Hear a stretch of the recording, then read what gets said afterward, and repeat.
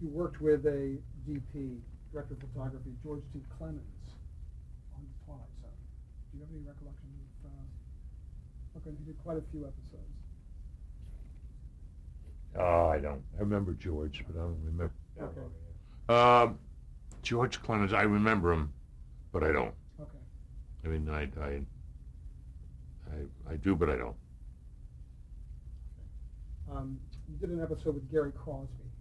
Yes, called, yes. Come Wander With Me. Come Wander With Me. Wonderful young girl, a singer. I never what happened to her. Bonnie Beecher. Yeah, had a beautiful voice. Gary Crosby. At the end of that show, Gary, Lindsay, and Dennis, they're the three brothers, had all bought little black German Shepherd puppies. And they became disillusioned with dogs, and I got that puppy. Her name was Shotzi, and she stayed with me till she was almost, she died very old. Wonderful dog. Wonderful, great dog. I remember that show, Come Wander With Me. I remember the music.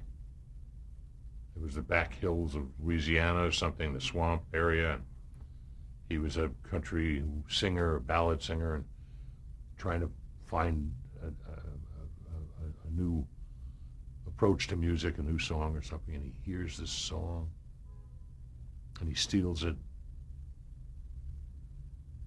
And then she turns out, and then he finds her, I don't know, she turns out to be I don't know whether she was real, I forget, but then they kill him or something. Kind of foretells his... Oh, that's right, that's right, that's right.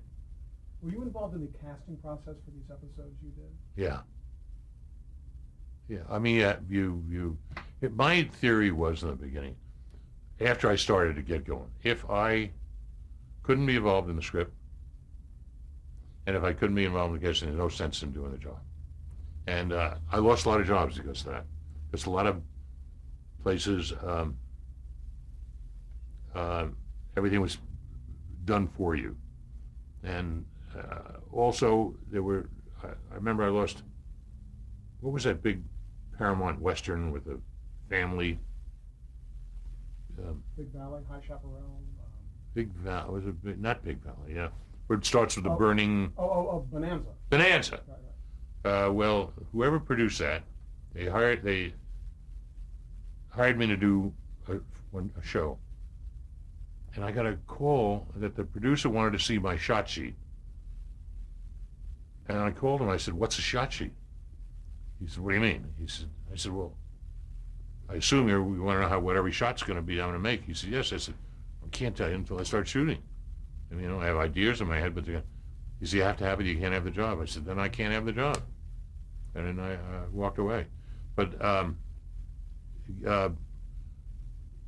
forget who produced that one. I think it was Bill Frug. Yes, Was it? Yeah.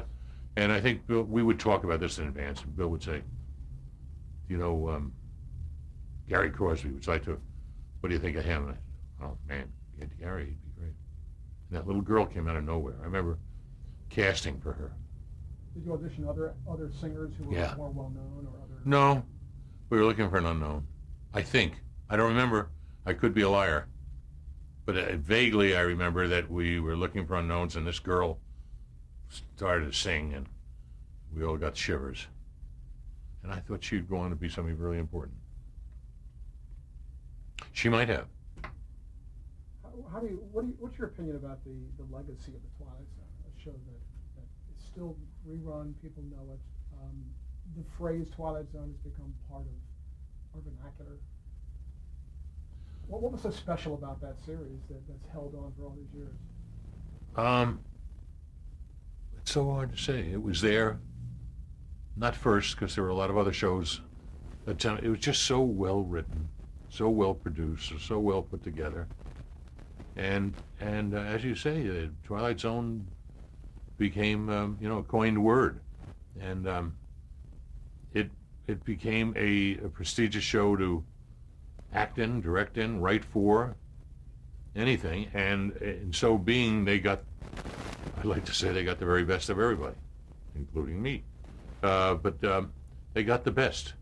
There were a lot of things you didn't want to do, shows that you offered, and you'd turn them down because, not that it was beneath you, but you just didn't feel it had the integrity of And even though it was only 10 days of your life, it was a big 10 days. I look at it now, it's a year of my life, or 2 years of my life. It's got to be really something special to carry. In those days, it was 6 to 10 days. Half hour. I remember I did a half-hour show at Universal with Barry Sullivan as the Western sheriff, and the producer, I needed the jobs, this was in the beginning, and the producer called me and he said, we do these in 2.5 days. And I said, oh, it's a 15-minute show. He said, no, it's a half-hour show. But they did them, and I did them, and you do them. And how did I get into this? Oh, I know. What do I think about it? The reason they have sustained over these years is because they were really well done, really well written. I mean, if you were a great short story reader, which I was, and am at times, because I don't have the patience, but a lot of those things you'll find in short stories that have been laying around for many, many years that some of these writers may have read, maybe they haven't, I don't know, but no, I can't say that word. Well, you think that's part of it? I mean, this is a show that 45 years later was shot in black and white. You often see how low the budgets were just in terms of how, what's there on the screen, but the stories, the kind of moral episodes, and do you think they're still relevant today? Some of what Rod Serling was trying to do. Oh yeah, I mean, well, he was very, very positive in his social statements and his commitments, but some of them were kind of heartbreaking. It's almost like I remember one with, I forget the actor. I didn't do it. I loved the actor, little guy, and he loved Burgess Meredith. Yeah. He finally gets to this library. It's the end of the world or something, but he's in a library. He loves books. All he wants to do is read. Time enough at last. Right, there you go. He didn't do anything wrong. And he stumbles and breaks his thick glasses. I wanted to kill Rod. I mean, it's like, come on, give some hope. So, but it was good. It was so, the psychology of it, that was such a reverse psychology that they were talked about. They were talked about. His shows were all talked about. What kind of freedom did you have as a director doing television?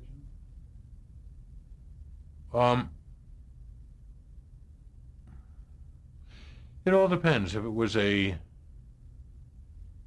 going series and you came onto that series,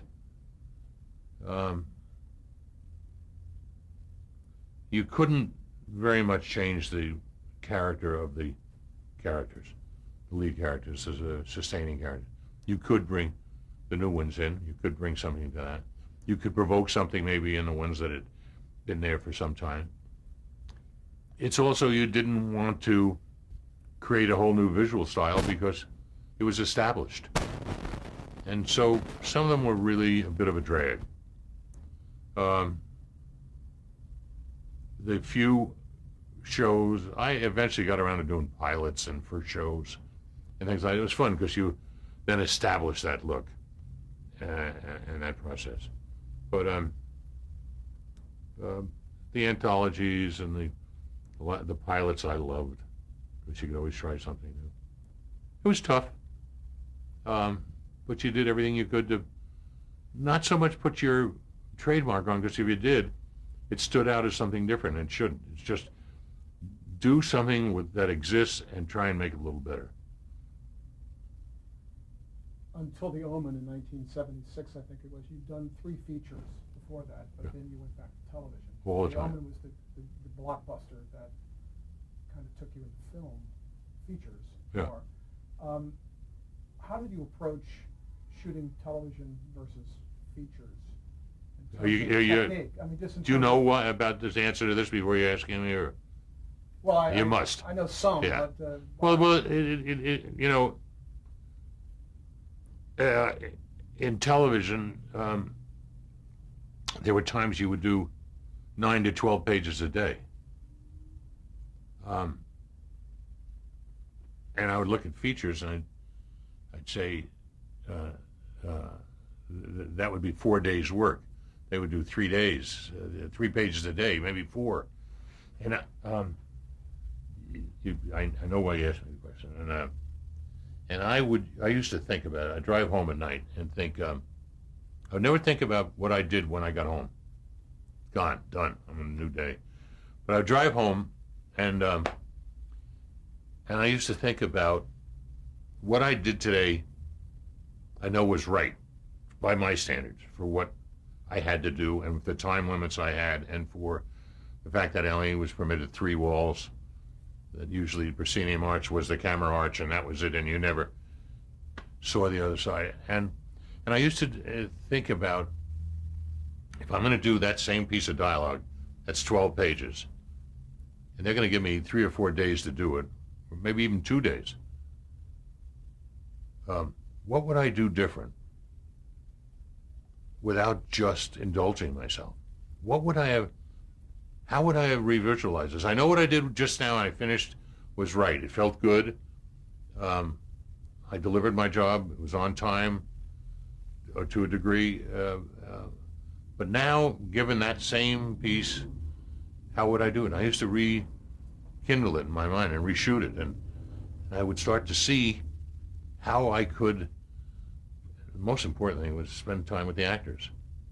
How I could, in those 12 pages, restage and rethink and get more of their input and improvise and try and clean up some things and find, and of course the fourth wall, and of course the camera became a totally different implement, because television, you've tried like hell to make it different, and you tried like hell to have a phony fourth wall, but you didn't have time. It was impossible. So I used to, and when I did the first picture I did that came along was, I just was doing the McQueen show, and a guy named Tony Lazzarino, producer, came to me and he said, I saw your shows, and he said, would you like to direct the second unit of the X-15? I said, what's that? He said, it's a picture starring Charlie Bronson, Mary Tyler Moore, and some other people. I don't remember their names. Wonderful. And I said, oh, well, yeah. He said, it's Ariel. I said, great, because I was a pilot. And I used to shoot a lot of my stuff when I had my own company. I bought a Mitchell camera when we had the commercial company, and Cook lenses, and I used to shoot a lot on an Arri. And I said, great. I call everybody. I'm going to shoot a feature. I'm going to shoot the second unit on this big feature. Well, somewhere along the line, the director, I wish I could remember his name, very famous director, must have read the script of the X-15 and said, what am I doing? Why am I doing this movie? And he quit.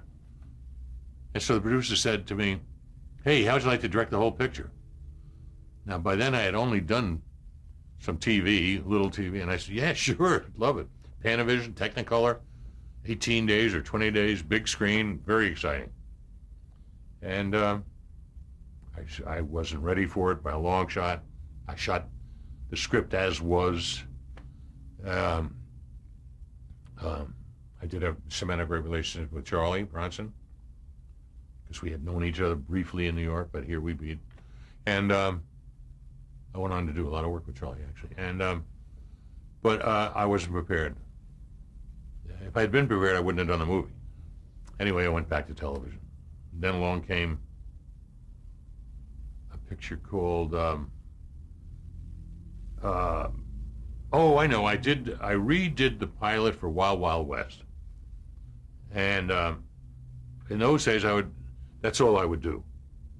And the producer, a really interesting guy, called me one day and he said, we have Sammy Davis and Peter Lorre signed to one of the shows. Would you like to direct it? I said, oh man, let me read it. So he sent it over, and I loved it, and I said, yeah. And I had a motorcycle that that McQueen had gotten me from, I don't know, it's another story. And I was taking my bike over the hill, and this limo passes me, and I was ready to pass in Mulholland, and I'm on a bike, and I was ready to kill him. I look, and it's Sammy Davis and Peter Lawford, who I'm going to work with in a minute.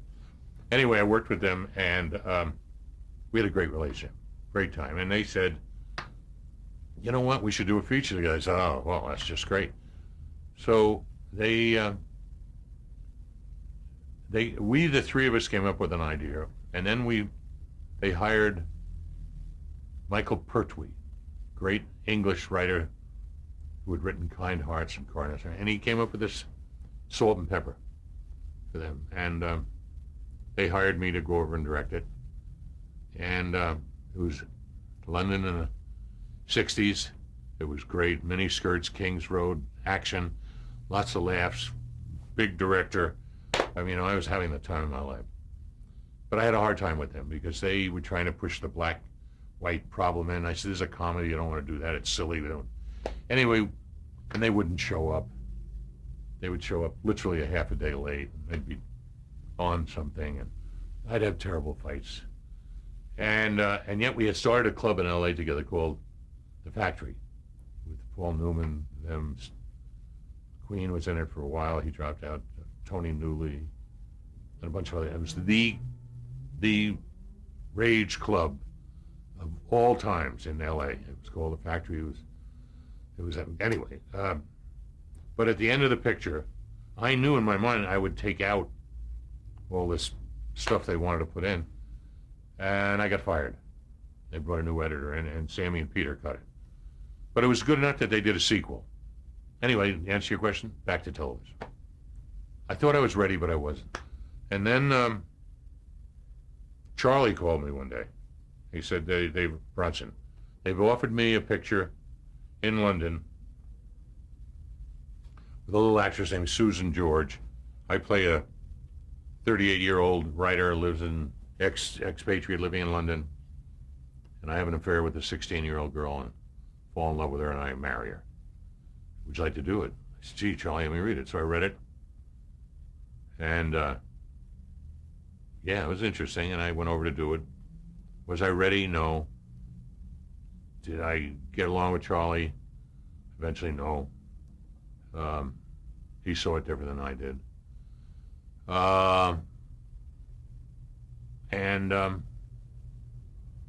It put me back in television, to answer your question. But I didn't go back reluctantly. I had a great time in television. It didn't owe me anything. I owed it everything. And I went back and I was doing more shows. I met a wonderful, wonderful producer named David Levinson. He was doing a show with George Kennedy called Sarge, and a couple of other shows I did with him. And he was this bright young producer, writer, who really put thought into his scripts. And I had a great time with him. And did all those. And I did a pilot with Jack Palance called Bronk. Oh, I just done one with Ford, Glenn Ford, called Cades County, and then Bronk. And while I was on Bronk, finishing up, I had done the pilot and a couple of shows, and an agent named Eddie Rosen called me one day, and he said, mind you, I was having a damn good time. But he said, there's this script that's at Warner Brothers right now. This was a Friday, and he said, Monday they're putting it in turnaround. It's called The Antichrist. He said, it's been turned down by every studio in town, and now they're going to drop it. But he said, I think you ought to read it. He sent it over to my house. By coincidence, that night I was having dinner at Ian McShane's house, who is now the foul-mouthed, wonderful actor. In, what's that series? Deadwood. Right, Deadwood. And Alan Ladd and his wife, Patty Ladd, and he was then head of Fox. We were all friends. And we were going to McShane's house. And Eddie sent me this script over, and I took a shower, and I started to turn some pages. Before I know it, I couldn't put this thing down. And I was like an hour late. And I brought the script with me, and I said, Laddie, I read this script. It's called The Antichrist. You turned it, no, you didn't, but your studio turned it down. Every studio turned it down. Warner's is putting in turnaround Monday. I really think this could make a hell of a movie. So he took it, and that was Friday, and I asked his wife, Patty, I said, make sure he reads it. They were going to camp to visit their children. He drove up. She read it on the way, and she said, Laddie, this is good. Coming back, he read it, called me at midnight. He said, he's the head of the studio. And he said, I really like this. What would you do? I said, I think there's some very heavy-handed things. And he said, get rid of them and you got a movie. I said, that's it. I'd like to get rid of the cloven hoofs and the devil gods and the covens and treat this as just the worst day of somebody's life. This is all frightening coincidence that drives you insane. He said, you got a deal. I said, oh my God. I was ready. And I called one of the producers that night, a guy named Harvey Bernhardt. And I said, Harvey, I think we've met. I don't know if you remember me. He said, sure, I remember you. I said, well, you have a script that Warner's is going to turn around tomorrow morning. He said, yeah, I know, so what? I said, well, I just sold it to Fox. He said, what are you talking about? I said, I sold to Fox. Lad wants to meet with you tomorrow. He walks in with the other producer who was a manager named Mace Neufeld. But management had part of the piece. Mace Neufeld sat down with Laddie, and Laddie said, I want to do this picture. And Mace said, I'll tell you who I want to direct this. And Laddie said, are you out of your mind? To this day, it's a true story. I mean, Laddie still, he said, Donner brought me this.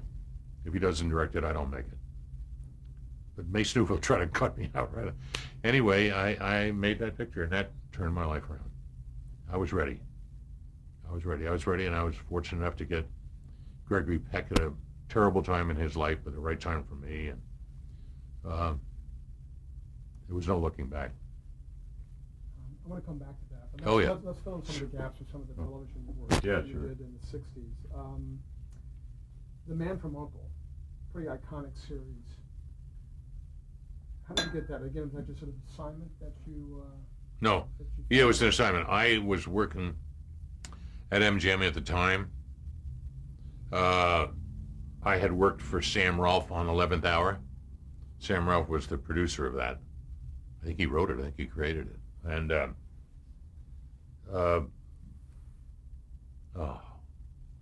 Boris Segal, wonderful guy, great director, who was a friend of mine. Later I walked into a blade of a chopper. But Boris directed the pilot, and he told me that this is great fun. Because they had called me what I like to do, and I went over and read it and loved it. I got involved with it. Matter of fact, I was in one of them. The party scene. Sam Rolfe was in. I'm in. Norman Felton, Joe Calvelli, all the writers. It was a wonderful group of people. We had a great time. Bobby Vaughn was great. I used to run in just before each take and mess his hair up a little, which got him furious. And then I would have a big sign made, "Do not smile," because he would play so serious. And I'd break him down in the best ways. And we had a great time. It was a good time, good series, good police, good people, really creative group of people, and doing a show like that. How about David McCallum? Wonderful guy. Was married to Jill St. John, who eventually left him to marry Charlie Bronson, and who was a great woman, died of breast cancer very young, very, very young. You came in kind of early to that series. Were you able to put your mark on the style a little bit, anything, or was it pretty much established? No, I remember there was a great openings in that show. I mean, because you were never in the same place except what did they call the main office? Series man from United Network Command for Law and Enforcement. Right. I still have my card. I'm a member, card-carrying member, Your Honor. And you had great opportunity. I mean, there was a style, an idea, an approach, a visual, but you could do anything you want with it. And I did. I had a great time with it. I forget who the cameraman was, but he was great. He went on to become a great feature cameraman.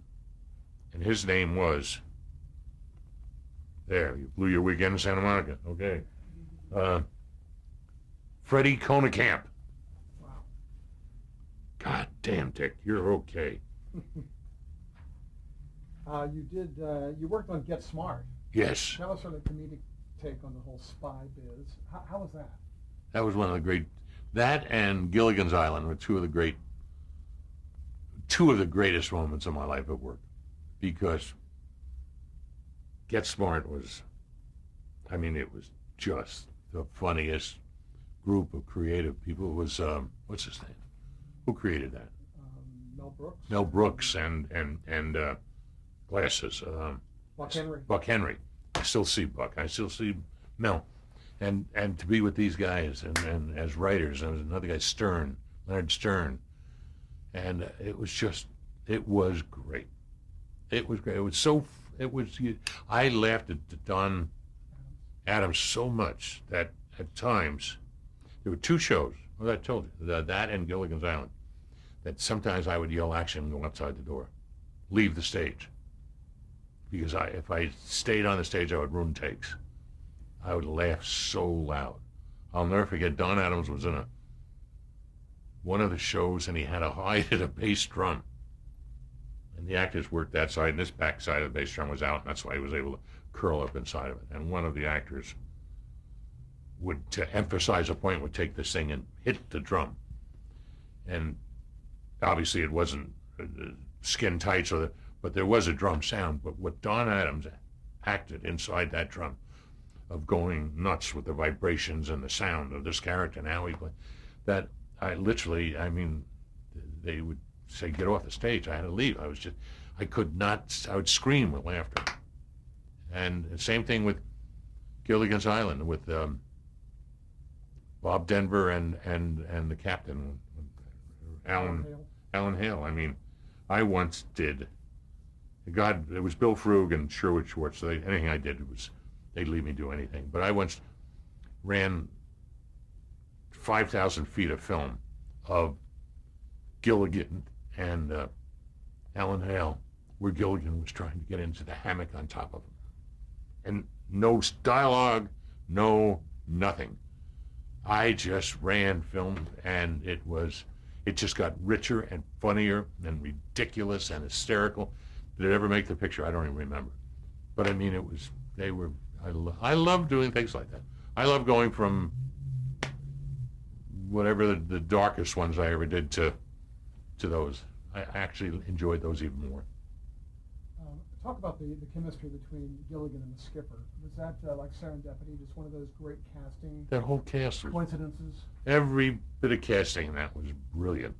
They had done the pilot, and Bill Frug was producing it. And I guess they ran it for CBS and they weren't happy. And I was on some other show, and Bill called me and he said, let me show you what we've done. I want to do a rewrite. Would you come in and shoot the rewrite? And I went out and I saw what they had shot, and I said, this is funny. I mean, this is hysterical. It's just, they're all great. He said, how do we make it greater? And, he had some great ideas, and I did, and we shot about a week, I guess, on redoing it. And I love doing it. I love them all. They were just great characters. And what an imagination of a cast to get together. And there was a little tensions, and which happens, and especially women who are leading ladies. I mean, but it was a love affair.